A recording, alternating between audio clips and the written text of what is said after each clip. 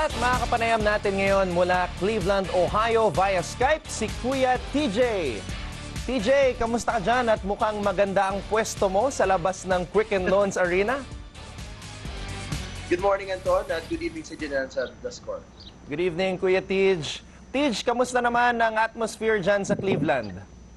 Well, so far so good. Yung mga nakikilala nating tao dito, mga nakasama natin mga locals, kumpiyansa sila, and primarily because nga nangyari na ito last year. Alam natin na 2-0 din last year. In fact, mas malaki pa yung tambak ng Cavs against the Warriors last year. 48 points combined yung Game 1 and Game 2. This year, 42 points lang, kung pwede mo lang sabihin yung salitang lang. Pero kahit pa paano, dahil sa nangyari last year, nabaon sila ng 0-2, nabaon sila ng 1-3, nakabawi pa sila. Of course, pwede hindi, pero yun ang sitwasyon ngayon at kahit pa paano, may kumpiyansa sila sa koponan nila na babawi sila and they'll take it one game at a time. Tej, papasok sa final series na ito, marami nagsabi na Golden State Warriors maybe in 5, maybe in 6, pero pagkatapos ng unang dalawang laban, nagbago na.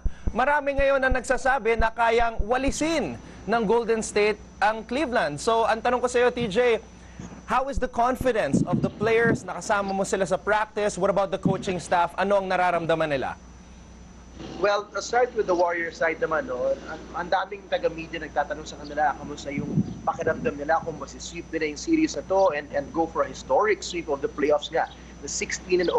And lahat sila ayaw nila isipin yun, syempre. No? Sabi nila, one game at a time, hindi nila tina-target yung 4-0, hindi nila tina-target yung 16-0. In fact, nakasama ko si Draymond Green kahapon, nandun ako sa kanyang mini press con.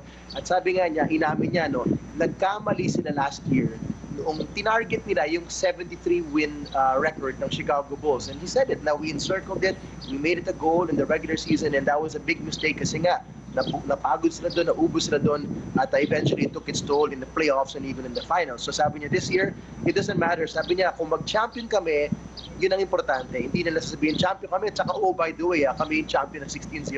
Hindi ganun ka-importante yung 16-0. Basta manalo sila, basta mag-champion sila, yun ang pinaka-importante. Para naman sa Cavs, syempre hindi rin pinag-uusapan niya, but you know, it's in the back of their minds na ayaw magpa-sweep, and they want to take this one game at a time also. At gusto muna lang manalo ng isang game to make it a series and make it 2-1. DJ, kanina sinilip ko yung mga IG stories mo. I saw a lot of interesting things. Nakita ko yung one-on-one game ni Iman Shumpert at J.R. Smith. Sino ba nanalo sa pagharap ng dalawa? Hindi ko alam kung sino nanalo sa dalawang yan dahil hindi namin nakita ko yung score. Pero there was talk, no? Before nung practice, there was rumors na baka gagawing starting 5 ni Coach Ty Lue si Iman Shumpert. So yun nga yung biruan sa media, ganun ba kung sino manalo dito? Siya magiging starting 5 na off guard. Pero sabi naman ni Coach Ty Lue sa practice, we don't know kung strategy niya ito na hindi daw niya babaguhin yung kanyang starting 5. So we don't know kung Saiwar ito at biglang mamaya ang gabi during the tip-off ng game, magbabago sa kanyang starting lineup. Pero nakausap ko parehong player at natanong ko sila pareho.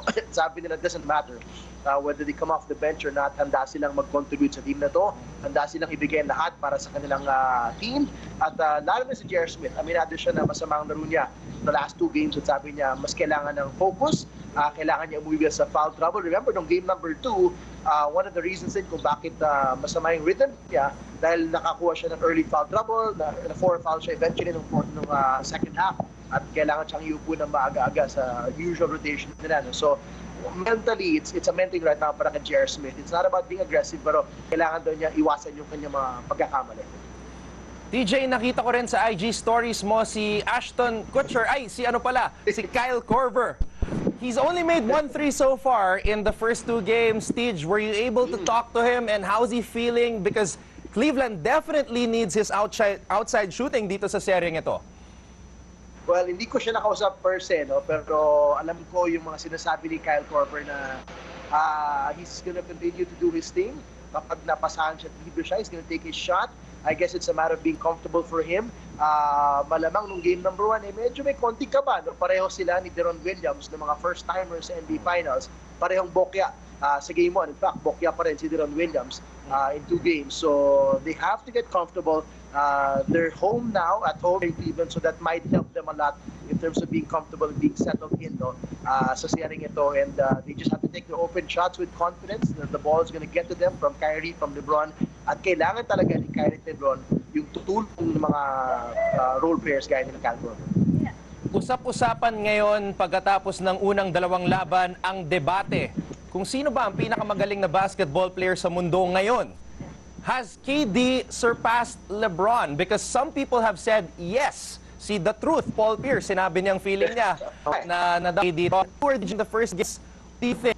Or is this just KD riding on the greatness of his teammates? Well, sa napapanood ko rin, Anton, at sa ibang mga sports shows dito, alam mo naman, non-stop yung mga sports talk shows dito, magdamag. Parang si Paul Pierce na ata nagsasabi. Everybody else wants to slow down and not get overwhelmed. And they're like, it's only 2 games. Obviously, KD has outplayed LeBron in those 2 games. And ang sinasabi din ng iba, nung dinalagay nila sa konteksto yung pangyayari, KD is on a better team. He's got better teammates, so he looks better. It looks easier for him. Pero maganda yung nakita ko rin isang quote kahapon. Imagine this. Imagine swapping them. If you put KD right now in Cleveland, will he be able to do the same things LeBron is doing right now? Maybe not yet. No? So siguro lamang naman din sa taon yung maturity ni LeBron James. And it will take a while for a lot of people to be convinced that KD is the better player right now compared to LeBron James. But eventually, siguro darating din yan. Parang parang boxing, di ba? Ito nakita natin, Manny Pacquiao eventually got better than his Mexican opponents dahil he was on his way up and they were on their way down. So, mahirap ipagkumpara yung mga players na hindi magkasing edad, hindi magkasing henerasyon, di ba? It's very hard to debate about those things. Pero for the fans, syempre, enjoy na enjoy sila na pag-usapan yung mga ganyan. At pag-uusapan din natin yan bukas sa The Score, powered by Rexona, di ba? Okay, TJ, before I let you go, TJ, you're there in Cleveland right now. Ano sa tingin mo ang magiging adjustment ng kupunan ni Coach Ty Lue coming into Game 3? Well, they've said it themselves. No? They like naman what they were able to do, especially in game number 2 in terms of forcing the Warriors into turnovers and lessening there. So, naka-20 turnovers yung Warriors. Yung Cavs, I think naka-siyam lang sila. No? Pero they have to do it consistently. Remember, it was a game until the middle of the third quarter. Again, same like game number 1. Hanggat sa nagkamali si LeBron, he made a couple of turnovers in that quarter. And then, yun na yun. It became a quick run for the Warriors at hindi nila sa nakabawi dun. So it has to be a consistent, perfect effort in terms of limiting turnovers para sa Cavs and forcing turnovers para sa Warriors. At yun yung kailangan lang gawin. Kasi kung nagagawa na rin the first half ng parehong game 1 at game 2, they're in the game at nakakalaban sila. So we will see kung paano sila mag-execute in game number 3. That's one thing they have to do. And ride on the energy ng Cleveland. Yun ang kailangan na gawin. Para naman sa Warriors, for the Warriors fans out there, sabi din ng Coach Steve Kerr, ayaw nilang maulit yung nangyari sa game number 3 last year kung saan nagulat din sila at sila naman yung tinambakan.